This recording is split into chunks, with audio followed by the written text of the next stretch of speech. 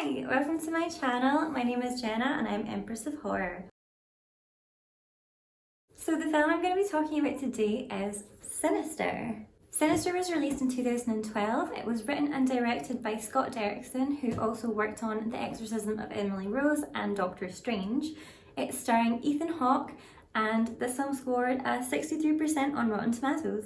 So this film follows a true crime writer who moves with his family into a house in the suburbs where a brutal murder previously took place. He moves in with the intentions of writing his new book on the murders that occurred in the house and also solving the mystery of what happened to the little girl as she was never found. After discovering a creepy box in his attic filled with some old tapes, he decides to watch them and finds out that there are actually quite a few more murders linked to the ones that happened in this house.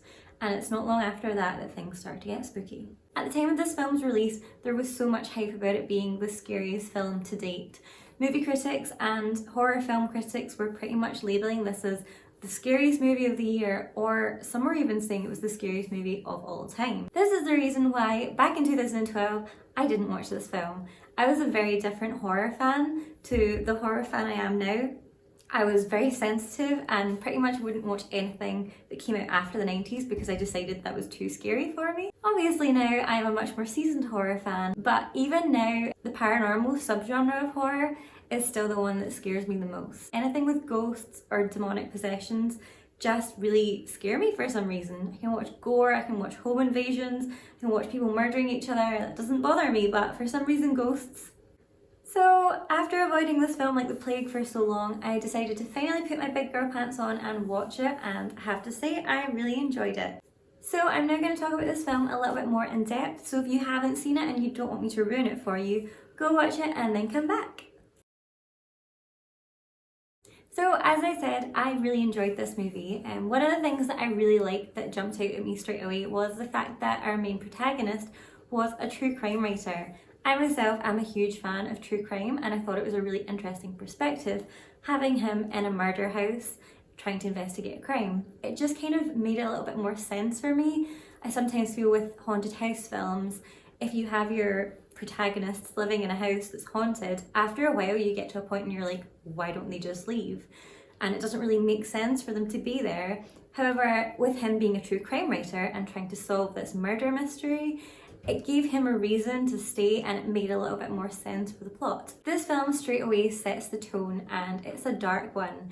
Literally the opening scene is old footage of people being hung in a tree. So that in itself just sets the tone for a really disturbing movie.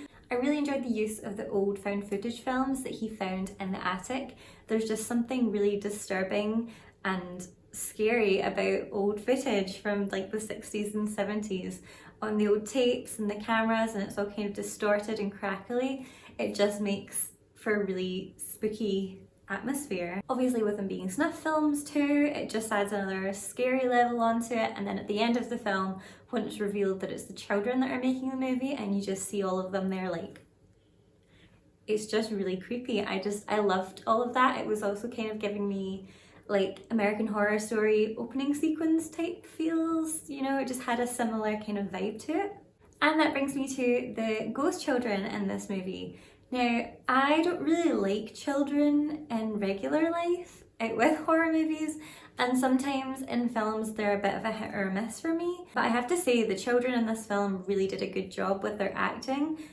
They were all really spooky and really creepy. I especially love the scene where he's in the kitchen and he's looking around and he's got his torch and all the ghost children are just like popping around behind him and he hasn't seen them. It's so tense and really scary. The one point where there's just a little girl like right here beside his face, it gave me chills. I had goosebumps, I loved it. The scares in this film were fantastic. I really enjoyed it. I'm not personally a huge fan of jump scares because I scare easily, but the jump scares in this film were okay. I was okay with them because they had follow through. They weren't any false scares, there weren't any like just silly ones. They were genuine and they did have scary stuff and they kind of added to what was going on and they enhanced the moments. I also really liked the score that was used in this movie. It worked with the tapes, and again it was kind of giving me a sort of American Horror Story opening sequence type vibe. It was, I don't even know how to describe it, I'm terrible with music, but it had a sort of like industrial sort of, I don't know. It wasn't your standard violins and spooky instruments, like classic haunted house vibe. It wasn't that at all.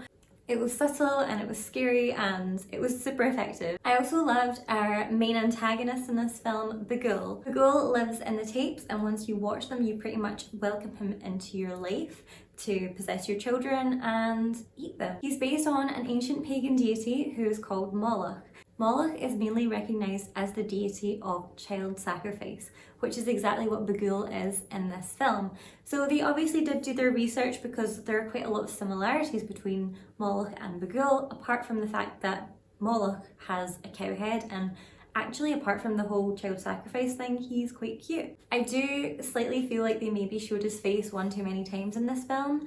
By the end of the movie, when we saw him, I really wasn't scared of him anymore. Because we'd seen him so much throughout, I feel like if they had maybe just had a shadow of a man, or, you know, we just hadn't seen his face, because the very last scene, where I think it's intended to be the scariest, and all the children are welcoming the little girl who's just killed her family, and Bagul is standing behind her and he picks her up and carries her away. I feel like that's supposed to be really scary, but I just wasn't scared of his face anymore. I'd seen it so many times.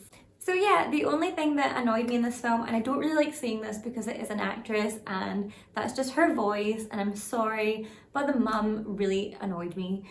Her voice in this film was just so frustrating. Like, everything she was saying, every time she was like getting mad at him and having a go at him, I was completely in agreement with everything she was saying. I was like, yeah, you're right. But her voice, that whiny moan at, I was just like, no wonder he doesn't listen to you. I'm sorry. That's the only thing. Bagul being seen too much and her annoying voice, and that's kind of the only things that I didn't love. But other than that, I really enjoyed this movie. So I've now watched this film twice, and I have to say, after the first watch, I was a little bit, I don't want to say disappointed, but I kind of feel like the hype that surrounded this movie sort of did it a little bit of an injustice. And I don't know if that's just because scarier films have came out since that I've seen, or just that it wasn't the type of horror that scares me as bad as I thought it would be. But after the first watch was over, I was kind of like, oh, is that it? But the more the film sat with me, and then after I rewatched it, I have to say I really enjoyed this movie. I thought it was really good. Yes, it's creepy. Yes, it's disturbing. There's really not a lot of gore in it either, but it still does a really good job of being creepy and spooky and setting a really tense and unnerving atmosphere, and that's the recipe for a good horror movie, in my opinion. So thank you so much for watching this video. I hope you guys enjoyed. I've decided I'm going to try and post every Saturday. I also have some ideas for other types of videos that I could post as well during the week, so I'll maybe eventually be doing 2 uploads per week. So yeah, I've got a lot of things in mind for content. So if there's any films that you would like me to review and chat about, please pop them in the comment section below. I would love to take suggestions, otherwise I'm just going to do what I want. So I really hope you guys enjoyed this video. Thank you so much for watching, and I'll see you very soon. Bye!